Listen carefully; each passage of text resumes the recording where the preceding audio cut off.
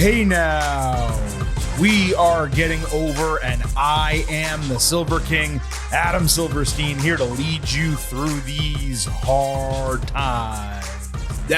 With episode 525 of your favorite professional wrestling podcast. That's right, Getting Over is back once again, and it is Thursday, so you know exactly what that means. We are here to break down everything that happened over the last week across NXT and AEW. NXT does have deadline coming up in a couple weeks, whereas AEW World's End is still a month away. Nevertheless, we have a ton to talk about from all four shows this past week. Let's not waste any time getting into this particular show. Allow me to remind you that the Getting Over Wrestling podcast is all about Defy. So please remember to head on over to Apple Podcasts and Spotify. Leave some 5-star ratings on Apple. Take a little extra time. Leave a 5-star written review. If you do, we will read it live right here on the show. Don't forget to follow us on Twitter at Getting Overcast for episode drops, news, analysis, highlights, all of that good stuff. You can also DM and tweet questions and comments to the show that we will read on the air. Please also remember, I happen to love the number 5. And I hope you do as well, because for $5 a month or $50 for the entire year, you can become an official Getting Overhead. Just visit buymeacoffee.com/gettingover. Sign up. You will get bonus audio, the fastest 5 minutes in professional wrestling. I did miss a couple of those this week. I was out Tuesday and Wednesday night. Very difficult to do those audios in an instant reaction type of standpoint when you're not there to do an instant reaction. So we had to skip a couple, but I think you all know we do them as frequently as we can. Also, exclusive news posts every Friday and additional news and analysis as necessary throughout the week. Again, buymeacoffee.com/gettingover. We would appreciate having you as an official Getting Overhead as you support this show financially. One quick additional reminder before we get into NXT and AEW this week. I hope everyone listened to our last 2 episodes. First, we had our WWE Survivor Series War Games instant analysis Saturday. Shortly after that show went off the air, you do not want to miss that. And of course, on Tuesday, we had our huge WWE episode, primarily discussing the return of CM Punk, Triple H's thoughts on the matter, the decision-making, really all aspects of it, along with a big storyline involving potentially Seth Rollins and Drew McIntyre related to CM Punk, perhaps not related to CM Punk. There's a lot to discuss about him, and there will be even more to discuss about CM Punk and WWE this coming Tuesday on our next show. But that is not why we are here today. We are here to talk NXT and AEW. And I'll tell you guys straight up, I watched 5 hours of AEW on Thursday. That's how busy my life has been. I had to catch up completely before I taped the show, which is why I'm taping it in the evening and why it got released so late. But we have a ton to discuss there. Not as much to talk about with NXT. So let's start with NXT. We'll go to AEW next. Remember, there are timestamps in the episode description. So if you need to jump around for one reason or another, you can do so. But of course, I hope you listen to the entire show. So again, starting with NXT, we had NXT Anonymous release a video that showed Lexis King stalking Trick Williams and chasing after him the night that he was ambushed and lost the title opportunity. Trick and Carmelo Hayes went nuts backstage. They were really angry that Lexis tried to take Williams out and split them up. Plus, he cost Melo his qualifying match last week. Don't forget that. He tried to get Trick, Melo did, to gang up on King, but Williams didn't want to be distracted because he had the Iron Survivor Challenge coming up, and he wanted all his focus to be on that. Melo said he didn't have a distraction like that, and he still wanted revenge. But Trick made him agree that they were past that stuff. It's interesting to me how NXT keeps showing us here and there through a variety of different scenarios how they aren't on the same page, even though they both seemingly want to be. And clearly that's going to play into a storyline for most likely Deadline, but probably coming out of it, one would assume going into Stand and Deliver WrestleMania weekend.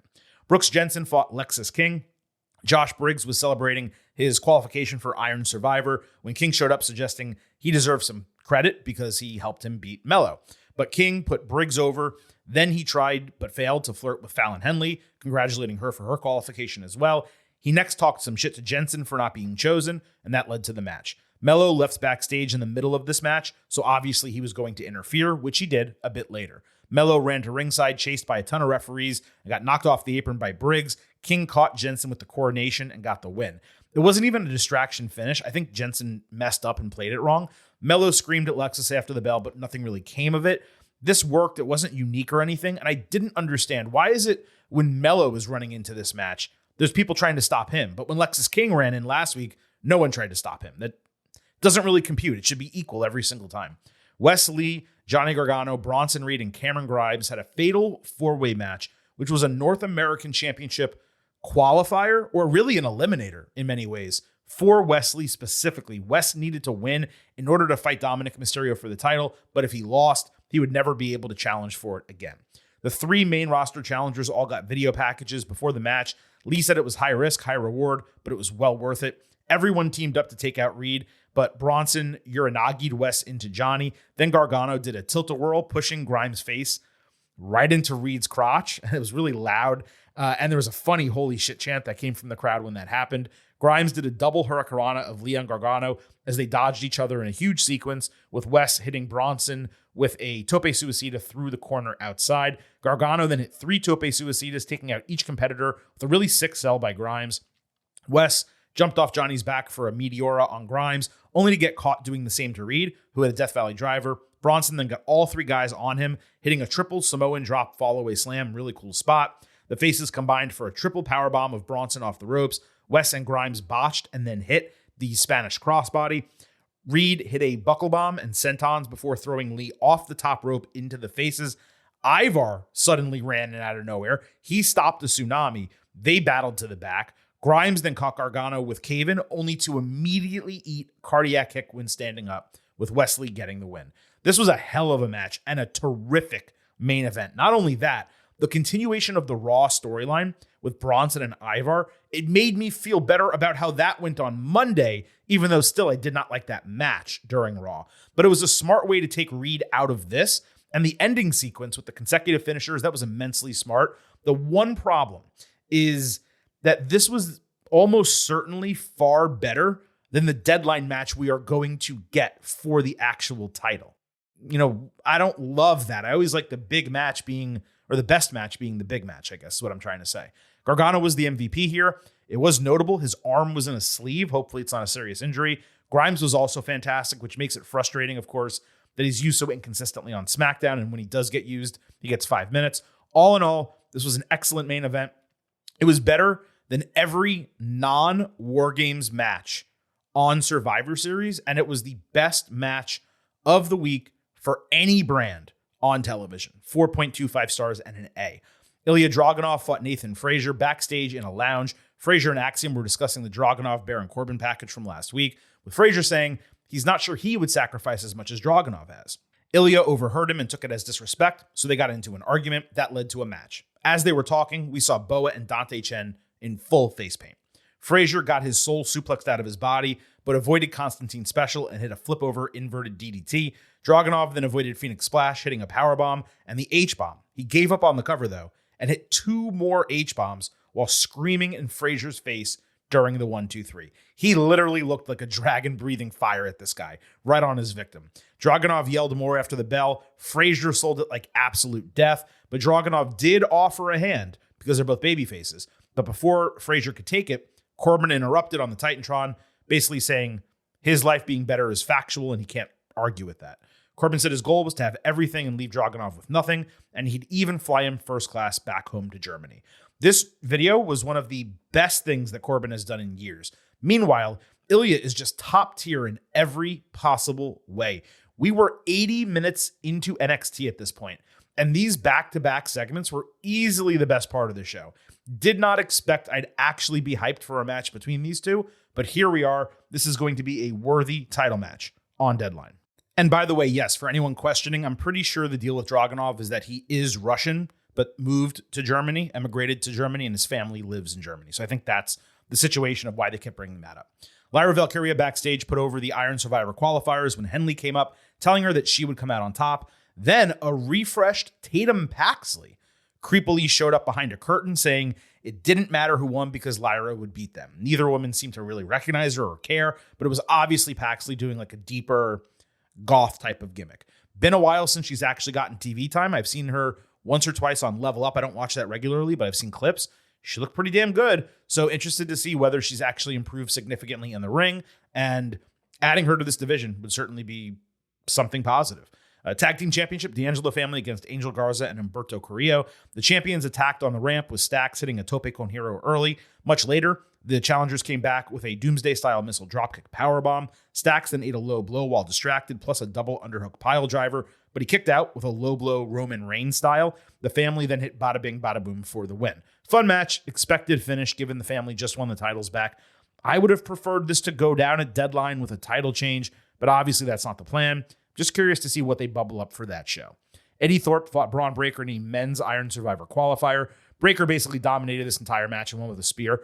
Thorpe did hit a series of suplexes in the late part of the match, but Braun easily bounced back from them with the spear and then got the win.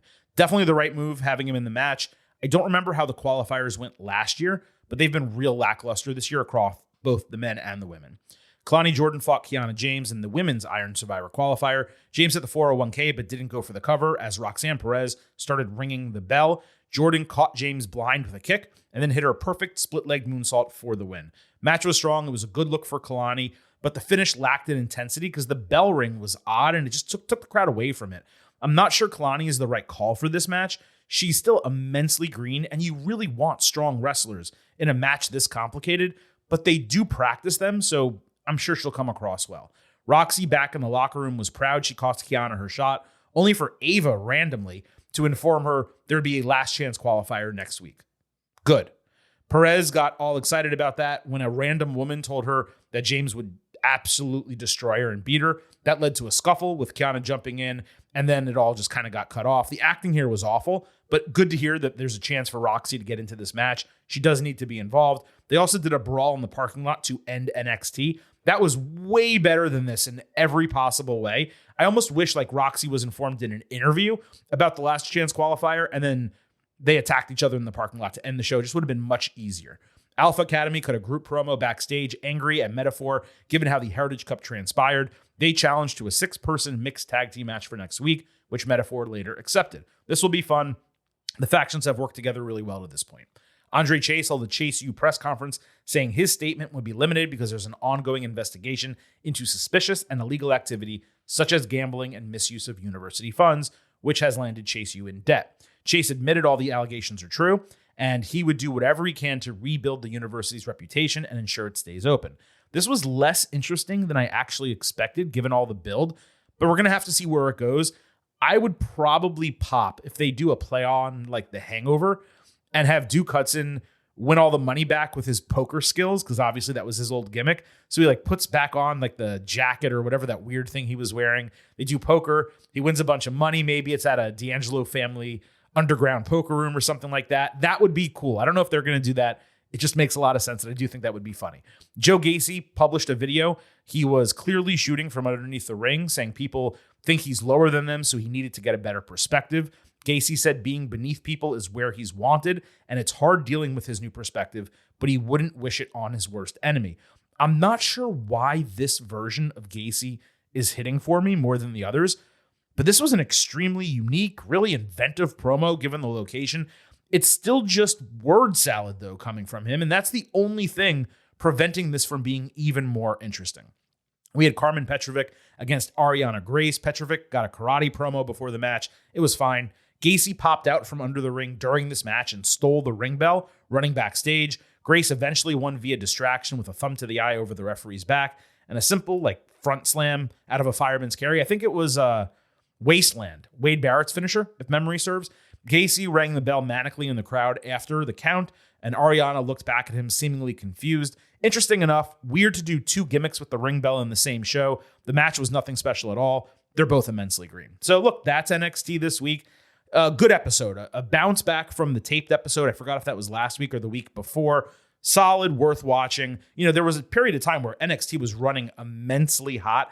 I do believe they have to, that main roster infusion of talent really helps. And like Alpha Academy, while they're fun, they ain't it. And Dominic Mysterio is fine, but that's not really what we're talking about. It's like the Becky Lynch caliber talent. I'm not saying it needs to be Becky or it needs to be another top woman or top man like that, but they need to bring someone down there that's just going to get the juices going in the show again.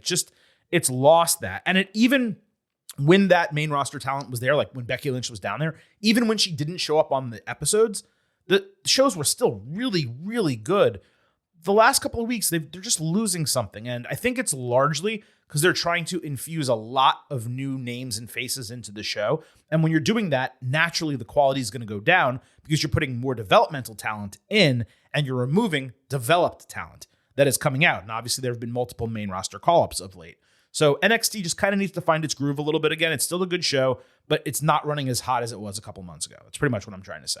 So with that, let's go ahead, move to AEW. Again, 5 hours to discuss all here. And let's remember that Rampage and Collision pretty much aired during Survivor Series on Saturday. But just straight up off the top, let me just tell you this. Dynamite, very entertaining quality show.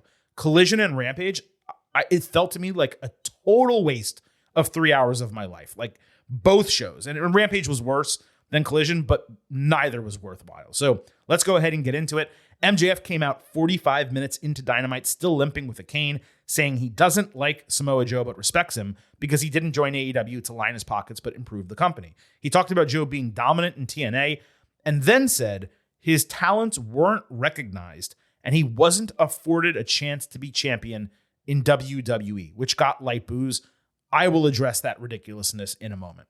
MJF then thanked him for breaking the mold and paving the way before turning it, saying World's End is about his legacy, not Joe's. MJF said the only way to beat him at World's End would be to put him down, and he broke the cane over his knee, I guess, saying he doesn't need it anymore. Now, what I didn't mention yet is that MJF earlier in the week, I want to say Tuesday, it's possible it was Wednesday, mentioned that he has a torn labrum in his shoulder. And he may not have said torn, but it's at least an injury in his labrum. And that was suffered during the Jay White match when he took the Uranagi out of the corner. Apparently he hurt his shoulder. You'll remember earlier in the match or a different part during the match, he injured his hip, which is why he's had the cane, doing that elbow drop outside onto the floor, basically, because the table collapsed, the announce table. So this guy's dealing with two injuries now. He's going to go fight Samoa Joe in the main event of a pay-per-view, and he's telling us that he has these injuries. It's one thing to have them and for it to be hidden, but we know, because we're quote unquote, smart fans, we're into what's going on and we learned all the information. MJF's putting out there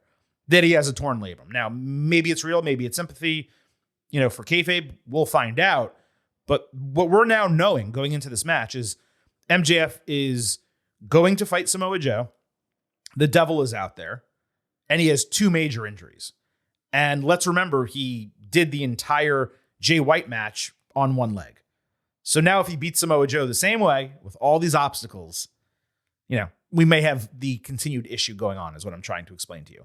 Anyway, let's continue with what happened. The lights went out and then flashing lights filled the ring with four dudes wearing all black with devil mask logos on their backs attacking MJF. They basically did nothing as one was about to hit MJF with a bat. Joe immediately made the save.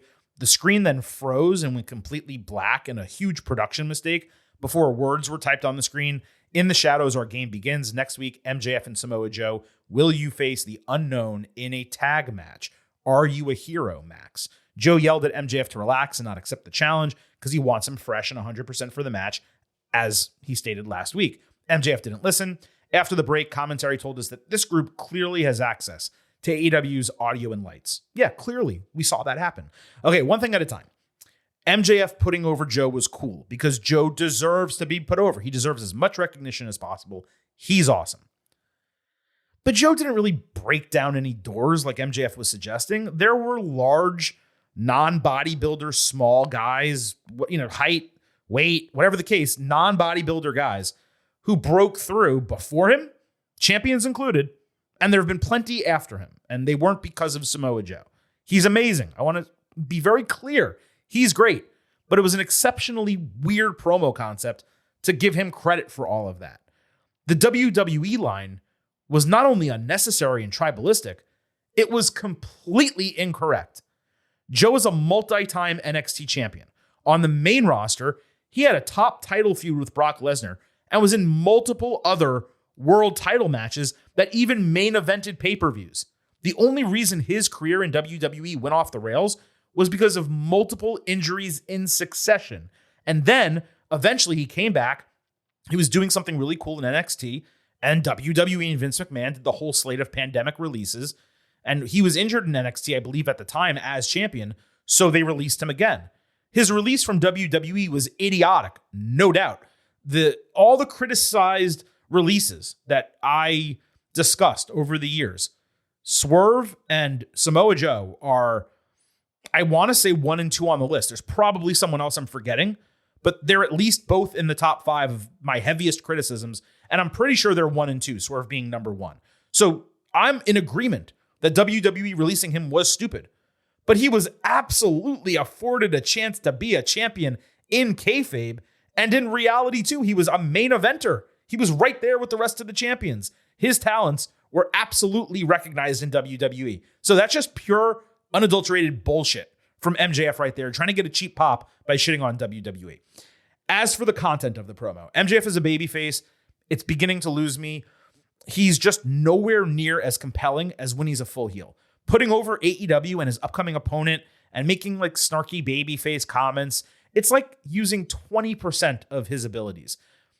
I want more, and I don't want this. Now onto the attack. They didn't hurt him at all. I was fine with the main huge guy not landing a bat shot because you want to do the Joe save. But they should have beat him down a little bit first, like 3 minutes of a beatdown. Then he goes to end him with the bat, and Samoa Joe makes the save. No one should be blamed for getting retribution vibes from all of this. Obviously, it was not the same idea or intent, but the comparison is easy to make the way it transpired and the fact that it didn't matter at all. It was also strange that this group has some major message, and that major message is, let's do a tag team match. Like, that's what they had to say. They took over the whole broadcast for a tag team challenge. What struck me was MJF being called Max at the end of it, which seems to be another hint that the devil is Adam Cole. Wardlow fought AR Fox. Wardlow came out in the very next segment with his hair all messed up. He took a tope before the bell and caught Fox and hit a power slam into the ring apron. Wardlow kicked out at 1 after a 450 splash and hit 3 power bombs plus a swanton bomb. The referee just called the match via stoppage. The idea behind the messy hair I mentioned a minute ago is that he probably just took off a head covering, a ski mask, something like that, from being one of the devil's minions from the segment before. It did seem like Wardlow was the larger person with the bat in that segment. Continental Classic, there were, let me do a quick count, 6 matches, 3 each on Collision/Rampage and Dynamite. On Rampage, Daniel Garcia cut a promo. Actually, I'm sorry, they were all on Collision, but Garcia had a promo on Rampage, sitting in the arena seat saying it felt like he's been involved in huge matches recently, and his confidence is at an all-time low coming off those 3 big losses, as we discussed last week. Garcia said he was insulted hearing that he's in the Continental Classic to eat pins and be a fodder for stars, and he was ready to prove all that wrong. This might have been the best thing Garcia's ever done, like outside of the ring in AEW. Extremely strong promo, exactly what we talked about last week as a potential direction. I didn't like the idea of him talking about himself eating pins, which is a very break the fourth wall, wrestling is fake type of deal, but the general concept of the promo was right on point. On Collision, Garcia fought Claudio Castagnoli in a blue match. Claudio hit 2 big pop-up European uppercuts and the Ricola Bomb for the win in about 10 minutes. Good match overall. My hope was that coming out of Garcia's promo, he would get this win. Maybe the idea is that he'll lose all the matches except for the last one where he picks up like some big impressive win and then starts a streak. There's just got to be something of value for him coming out of this. On Collision, Eddie Kingston fought Brody King in a blue match. Before the match, Kingston put over the importance of the tournament by again stating he gave up 2 titles he cared about. I'll repeat and state again, that just comes off as stupid. No one made him relinquish those titles or put them on the line in this tournament. But Eddie's promo was fun, and he basically had no desire to do it whatsoever, which made it even more fun. There was definitely some meaty action in this match, no question. Reinforce the ring post. The beat's going to be flying tonight, gentlemen. Kingston ate a crossbody into the barricade, then did his chops and blindsided King with a spinning back fist for a false finish. Eddie hit a few suplexes and kicked out of a pile driver, even though his foot was under the ropes. Kingston countered a lariat with a spinning back fist, but King barely sold it and hit Dante's Inferno for the win. We saw on Dynamite a tape promo from Kingston saying everything needs to be earned, and with Bryan Danielson next, he's officially behind the 8 ball. He's humble in victory, but he's also humble in defeat. This was a perfect tournament match, nearly 17 minutes, hard-hitting, high-quality action, different in style than most of what we're going to see in this tournament. Disagree with Brody winning only because Eddie just put those titles into the field and cut 2 promos about it earlier in the show and then lost right away. He probably should have won his first match or first couple of matches based on what he gave up entering and then go on a losing streak. And then you can do, hey, am I really letting this slip away from me? That would have made more sense. But I don't think having Brody win was the worst decision, just not what I would have done. 3.5 stars and a B. On Dynamite, Jon Moxley fought Jay Lethal in a gold match. Mox collapsed to avoid lethal injection, but he actually baited him for paradigm shift. Then he hit a lariat and pile driver before rolling him into a rear naked choke for the submission win. Brian was on commentary cheering him on. I was bored until the finish. That was quick and a lot of fun. And Mox now has a knee injury in kayfabe. He's going to sell that for the remainder of the tournament. Mox remains massively over. Got a real nice reaction coming out of this, and now he leads with 6 points. I do wish Paradigm Shift was still a finisher. It is strange how many people kick out of it now. The Kingston promo aired after this match, the one I mentioned before, and Danielson then cut one of his own on commentary, basically saying he refused to be humble like Eddie because his goal was to kick the shit out of everyone and win the tournament. The point being, he's coming back from a fractured orbital bone and is going to make the most out of it. Great from Danielson, even if it was short, but it was to the point. He's the favorite of the entire tournament, so it made sense for him to speak, and he remains perhaps the most underrated promo in the entire industry. We've talked about that before.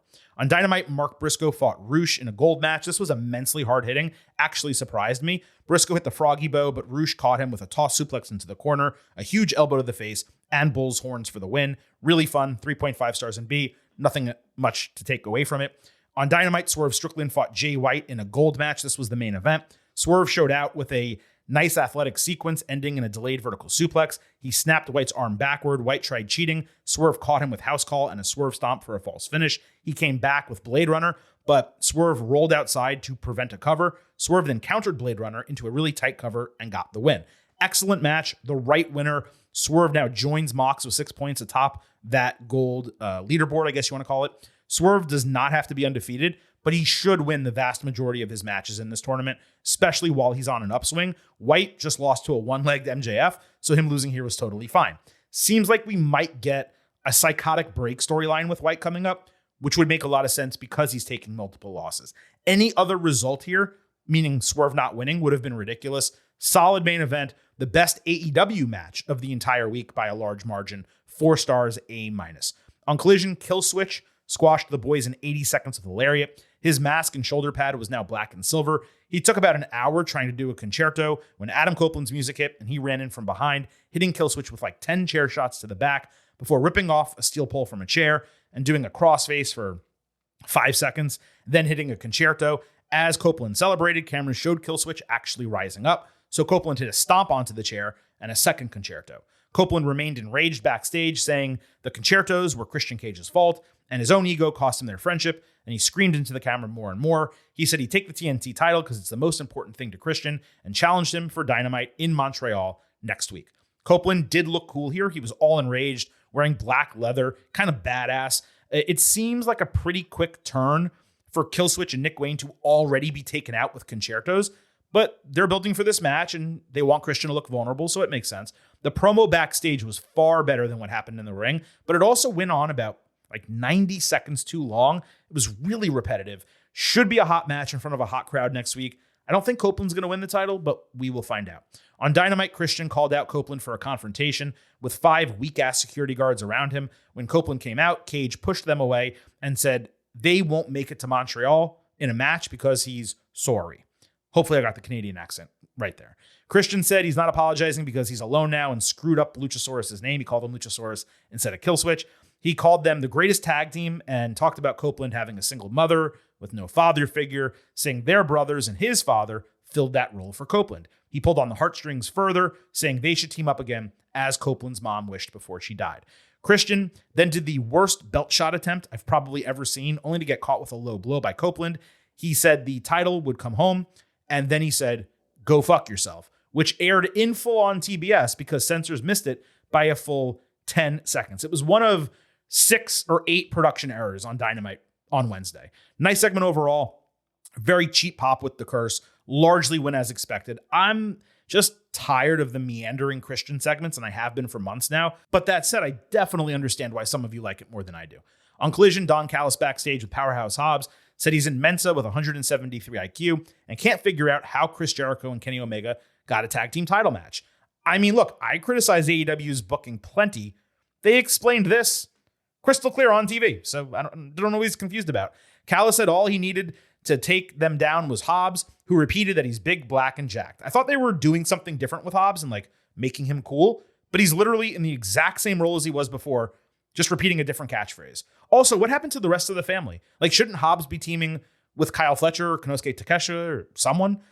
On Collision, Ricky Starks and Big Bill came out for an interview. Starks talked some shit about Chris Jericho, and Bill told his story about overcoming alcohol abuse and making it back to the top. Then Bill went on a rant about a bunch of Chicago Bulls, and I gotta tell you, I try to be really detailed with these breakdowns. They lost me on this segment. It felt like one non sequitur after another. I liked the way it started with Starks kind of saying they barely knew each other, and there was like a bit of comedy there. And I was hoping they would keep building on that. Like, do you know how old I am? Do you know where I'm from? But they didn't. And that was the most entertaining part of the entire thing. So this was disappointing. On Dynamite, Tony Schiavone announced that AEW Revolution, where Sting will have his last match, will be held at the Greensboro Coliseum on Sunday, March 3rd. Then we saw Sting and Ric Flair reminiscing about their 45-minute match there back in the day. This went like 5 minutes. It should have been 2 minutes. Certainly sounds like the right location for Flair's last match. But I didn't think Sting had any connection to North Carolina. He's a California guy, right? Almost makes it feel like it's more about Flair than Sting, which is why adding him to this final storyline continues to not make much sense for me. And it's also weird that Sting's going through this. And look, it's November, and that match is in March. So Darby Allin's going to come back and will be a big part of this, I'm sure. But it's weird that like Darby's gone now, and Sting still can't be by himself. He has to be, attached to Ric Flair every single time he's on screen. It's just weird for me. On Dynamite, Toni Storm was laying on her couch, informed she will defend the title next week. No challenger was named. No storyline was provided. Literally nothing. 0.0. Later backstage, Mariah May was outside Tony Khan's office, seemingly flirting and excited that she got a meeting with him, and she was ready to ask for her debut match. This was far better comparatively than the Storm segment. It is curious why she's been on TV for a month and still hasn't had a match. And that's just one question I have about the women's booking. We'll talk about the rest in a moment. On Rampage, Hook beat Rocky Romero with Red Rum in a knockout win. It was okay. Nothing special. On Rampage, ROH Pure title, Katsuyori Shibata against Wheeler Yuta before the match. Yuta got a taped promo about wanting to regain his identity, which is the title. It was super passionate and maybe one of Yuta's best ever, but it was also just kind of tough to take him seriously.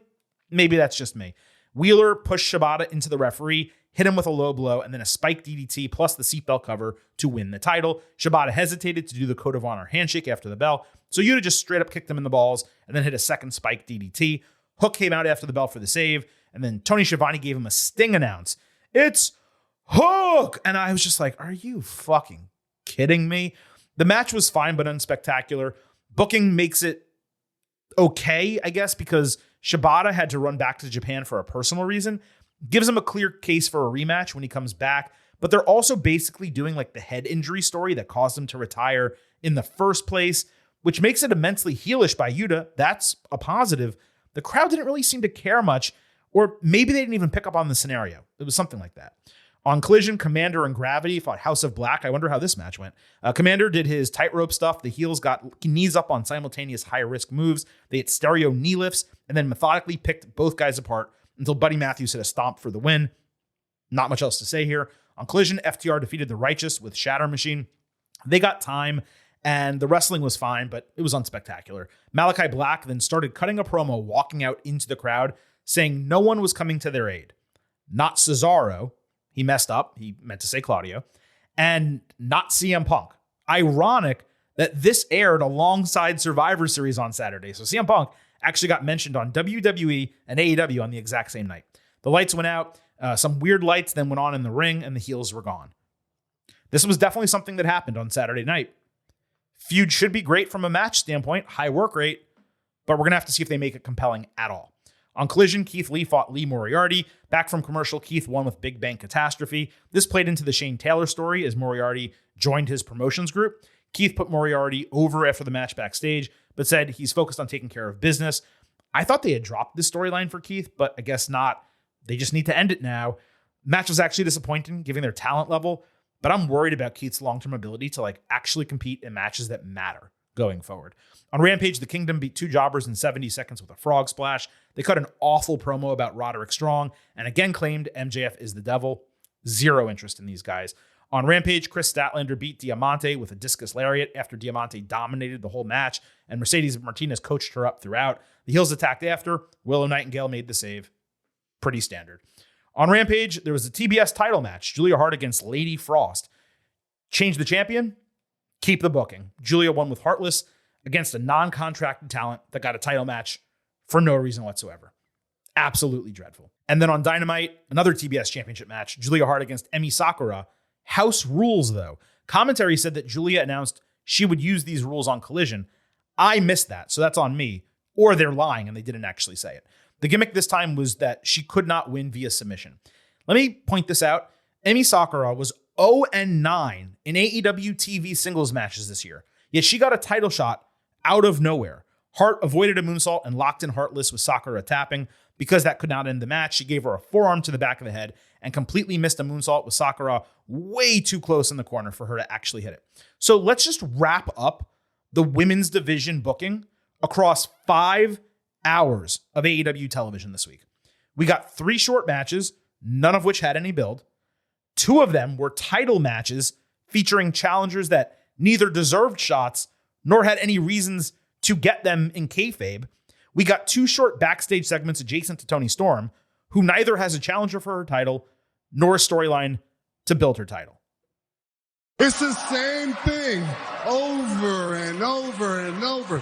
It's like missionary position every single night. I mean, whether it's Chris Statlander, whether it's Julia Hart, the TBS, whether it's Jade Cargill, the TBS title is being treated the exact same way. They refuse to make any effort.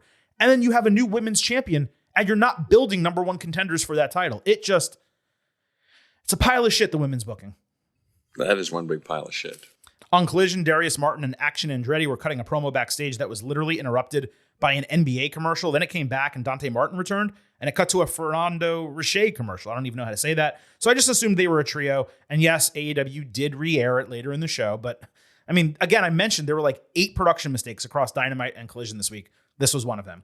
On Dynamite, the Hardys and Isaiah Cassidy fought Top Flight and Andretti. Dante ate an electric chair missile dropkick. Darius interrupted Whisper in the Wind outside with Andretti hitting a moonsault at ringside. Cassidy then ate a German suplex, followed by an underhook Uranagi with Dante getting the win in his return match. Surprisingly loud pop coming out of this. The fans totally bought into the storyline. Pentagon, Vikingo, and I think it was Dralistico confronted them backstage afterwards wanting a trios match. Will be interesting to see if they can keep this momentum. They would be a cool underdog trio to go after the titles once the heels take them from the Acclaimed at some point. And I actually had to look up who the trios champions were because I just completely forgot it was Acclaimed.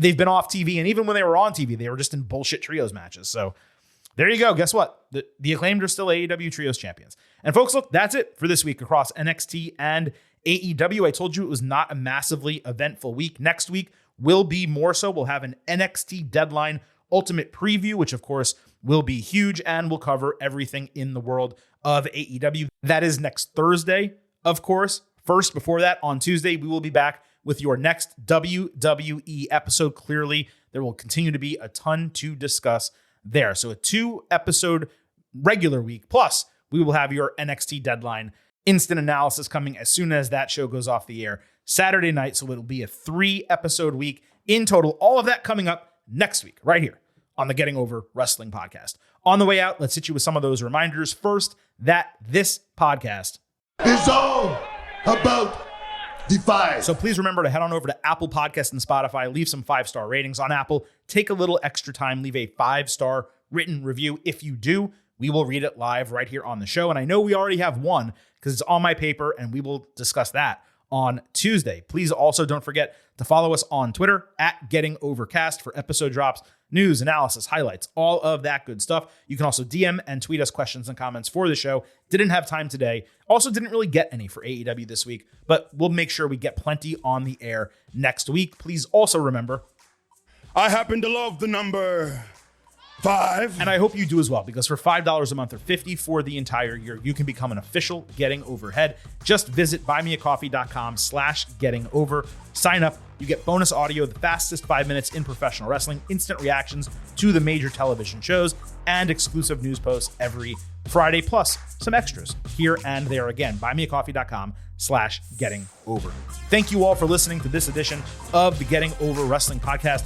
It has been a hell of a week. Make sure you do not miss their Survivor Series instant analysis. Make sure you do not miss the Survivor Series War Games instant analysis. Make sure you do not miss the CM Punk deep dive, which is probably one of the best segments I think we've ever done here on the Getting Over Wrestling Podcast. That's on the Saturday and Tuesday episodes, respectively, both in the archives. But at this point, it is time for the Silver King to sign off and leave you with just 3 final words. Bye for now.